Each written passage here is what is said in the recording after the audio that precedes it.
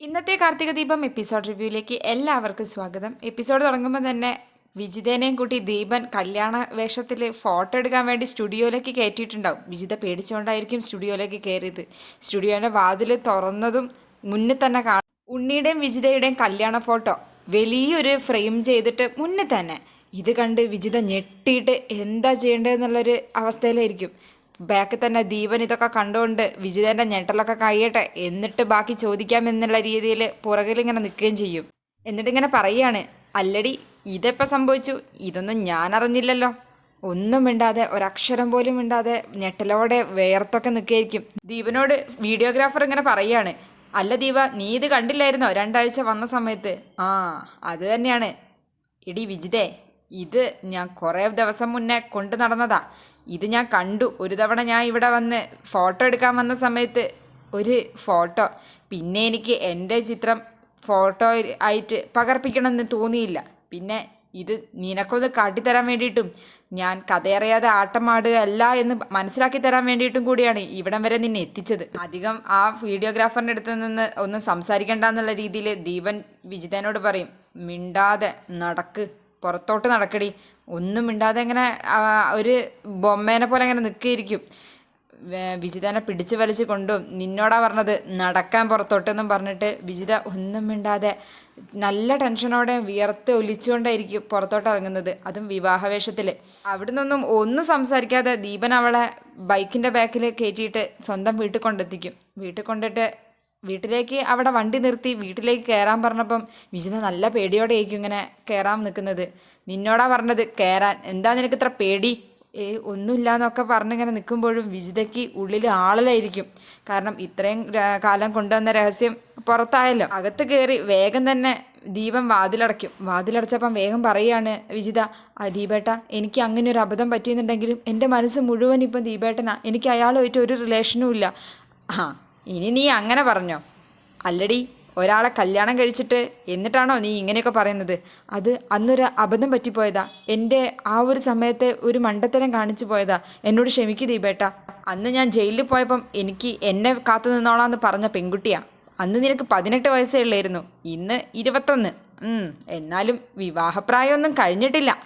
ദീപൻ നടന്നുകൊണ്ട് മേശപ്പുറത്ത് അവൻ കെട്ടാൻ വേണ്ടി എടുത്ത് വെച്ച ആ താലിയെടുത്ത് ദീപൻ നമ്മുടെ വിജിതേൻ്റെ അടുത്തേക്ക് പോയിട്ട് ഇങ്ങനെ കെട്ടാൻ വേണ്ടി നിൽക്കുമ്പം ചോദിക്കുകയാണ്, അല്ല, അഗ്നി സാക്ഷിയായിട്ട് കെട്ടിയൊരു താലി ഉണ്ടായിരുന്നല്ലോ നിൻ്റെ കഴുത്തിൽ, അതെവിടെ? നീ അഴിച്ചു വെച്ചു. എന്നെ കാണാൻ വരുമ്പോഴും എൻ്റെ സാമീപ്യമുള്ളപ്പോഴൊക്കെ നീ ഇത് അഴിച്ചു വെച്ചതല്ലേ? അപ്പം ഞാൻ കെട്ടുന്ന സമയത്ത് എന്തിനാ വെറുതെ ഒരു അഗ്നിസാക്ഷിയായിട്ടുള്ള താലി?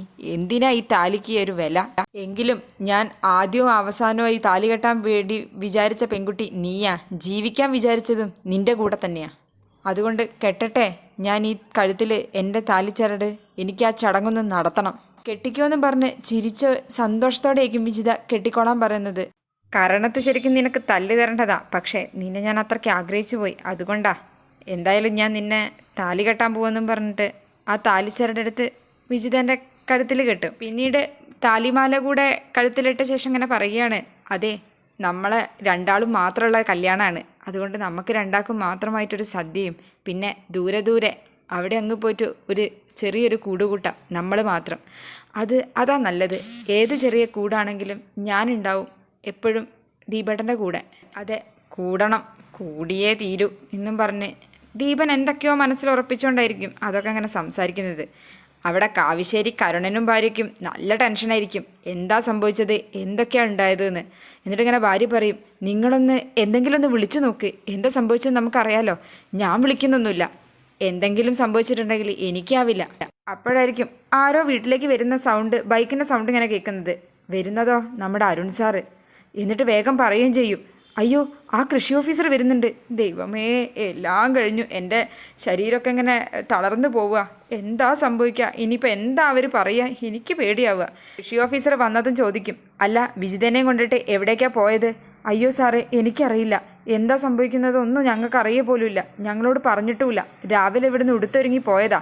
നിങ്ങൾക്കറിയില്ലേ എവിടേക്കാണ് പോയതെന്ന്? അല്ല, സാറോട് പറഞ്ഞിട്ടില്ല എവിടെ പോയതെന്നൊന്നും. ഞങ്ങളോട് ഒന്നും പറഞ്ഞിട്ടില്ല എന്ന് അരുൺ സാറിനോട് ഇവർ പറഞ്ഞപ്പം പറയുക, അതെ, ഒരു കാര്യം പറഞ്ഞേക്കാം, ഇനി നിങ്ങൾ അറിയാതെ പോകണ്ട.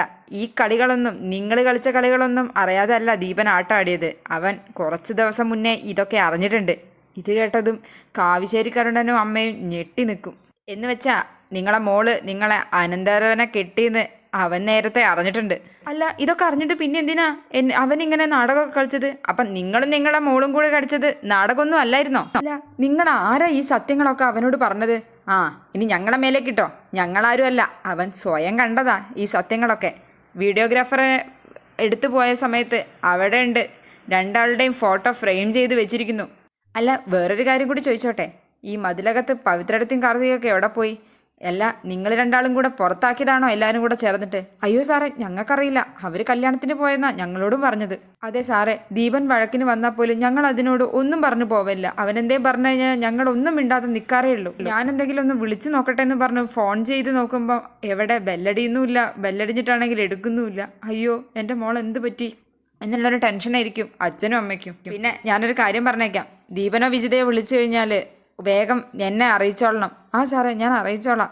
ഒന്ന് കെട്ടിയിട്ട് രണ്ടാമതും കെട്ടാൻ നിൽക്കുന്നു, പോയി ചത്തൂടെ അവർക്കൊക്കെ. ഇതേ സമയം ദീപനാണെങ്കിൽ രണ്ടാൾക്കൂടെയുള്ള സദ്യയൊക്കെ ഒരുക്കി മുന്നിൽ ഇരിക്കുകയായിരിക്കും വിജിത. ദീപനും കൂടെ ഭക്ഷണത്തിന് മുന്നേ വന്നിരുന്നിട്ട് വേഗം വിജിതനോട് പറയാ, അല്ല നമുക്ക് ദൂരയാത്രയ്ക്ക് പോകാനുള്ളതല്ലേ, അതുകൊണ്ട് ഡ്രസ്സ് ഞാനങ്ങ് മാറ്റി. ആണോ? ഇതാ നോക്ക് ദീപേട്ടാ, ഞാൻ താലി മാലയിൽ കോർത്തിട്ടു. അത് നന്നായി എന്തായാലും. പിന്നെ ഒരു കാര്യം കൂടെ, സദ്യ തിരക്കേടില്ലാത്തതാ, അതുകൊണ്ട് വേഗം കഴിച്ചു. അല്ല ദീപേട്ട, നമുക്ക് ഇന്ന് ഒരേ ഇലയിൽ കഴിക്കായിരുന്നു. ഒന്നായവർക്ക് ഒരേയിൽ കഴിക്കുക എന്നല്ലേ പറയുക. അതെന്തായാലും ഇന്ന് വേണ്ട, നമ്മളിനി സ്ഥിരം ഒരുമിച്ചല്ലേ, അതുകൊണ്ട് അപ്പോഴെപ്പോഴെങ്കിലും നമുക്ക് ചെയ്യാം. നീ എന്തായാലും വേഗം കഴിക്കി എന്ന് പറഞ്ഞപ്പോഴും വിജിത അങ്ങനെ പറയാ. എനിക്കിപ്പോഴാണ് ഒന്ന് ആശ്വാസമായത്. എന്തൊക്കെ അറിഞ്ഞിട്ടും എന്നെ വെറുത്തില്ലല്ലോ. എല്ലാം അറിഞ്ഞിട്ട് കുറേ ദിവസമായി. നമ്മളിന്ന് പോയ സ്റ്റുഡിയോയിൽ വെച്ച് തന്നെയാ ഞാൻ ഈ കാര്യങ്ങളൊക്കെ അറിഞ്ഞത്, ആ ഫോട്ടോ കണ്ടതും. എന്നിട്ട് ആ ഫോട്ടോയിലുള്ള കാര്യങ്ങളൊക്കെ എങ്ങനെയാണ് ആ ഫോട്ടോ കണ്ടതെന്നൊക്കെ ദീപൻ ഇങ്ങനെ പറഞ്ഞു കൊടുക്കും. പിന്നെ എനിക്കും അറിയായിരുന്നു എല്ലാ സത്യങ്ങളും ആരുടെയും കയ്യിൽ നിന്നൊക്കെ അറിയുന്നു. അരുൺ സാറും അഖിൽ സാറിനോട് ഞാനിതൊക്കെ പോയി ചോദിച്ചു, അവരപ്പോഴാണ് എന്നോട് പറഞ്ഞത്. എന്തായാലും ദീപേട്ടൻ എന്നെ വെറുത്തില്ലല്ലോ. എന്തായാലും നീ കഴിക്കി, എന്നിട്ട് ബാക്കി സംസാരിക്കാമെന്നും പറഞ്ഞിട്ട് വിജിതനോട് കഴിക്കാൻ പറയും. അത്യാവശ്യം എൻ്റെ കയ്യിൽ സ്വർണ്ണമുണ്ട്, ബാങ്ക് ബാലൻസ് ഉണ്ട്, അതുകൊണ്ട് എത്ര നാൾ വേണമെങ്കിലും നമുക്ക് മാറി താമസിക്കാം. അല്ല, മാറി താമസിച്ചാൽ ഉണ്ണിക്ക് വിഷമാവില്ലേ? അല്ല, അത്രയ്ക്ക് ആത്മാർത്ഥതയുള്ള ആളൊന്നുമല്ല ഉണ്ണിയേട്ടൻ. ഞാൻ പോയാൽ മറ്റൊരുത്തി ചിലപ്പം കുറച്ച് നാൾ കാത്തിരിക്കുകയായിരിക്കും. അത് കഴിഞ്ഞിട്ട് വേറെ കല്യാണം കഴിക്കുകയും ചെയ്യുന്നുണ്ടാവും. നിനക്ക് പറ്റിയ ഭർത്താവായിരുന്നില്ലേ അവൻ? അങ്ങനെയല്ല, ഒരിക്കലും എനിക്ക് പറ്റിയ ഭർത്താവല്ല. എനിക്ക് അതറിയാൻ വൈകിപ്പോയി, അതല്ലേ? അപ്പം ഇപ്പം നീ അറിഞ്ഞോ? എനിക്ക് അതറിഞ്ഞോണ്ടല്ലേ ഞാനിപ്പം ദീപേട്ടൻ്റെ കൂടെ എപ്പോൾ എവിടേക്ക് വേണമെങ്കിലും വരാമെന്ന് പറഞ്ഞത്. ഇതോടെ ഇന്നത്തെ എപ്പിസോഡ് അവസാനിക്കുകയാണ്. എപ്പിസോഡ് ഇഷ്ടപ്പെട്ടാൽ ലൈക്ക് ചെയ്യുക, കമൻറ്റ് ചെയ്യുക. തുടർന്നുള്ള വീഡിയോ കാണാനായി സബ്സ്ക്രൈബ് ചെയ്തിട്ടില്ലെങ്കിൽ സബ്സ്ക്രൈബ് ചെയ്യുക. താങ്ക്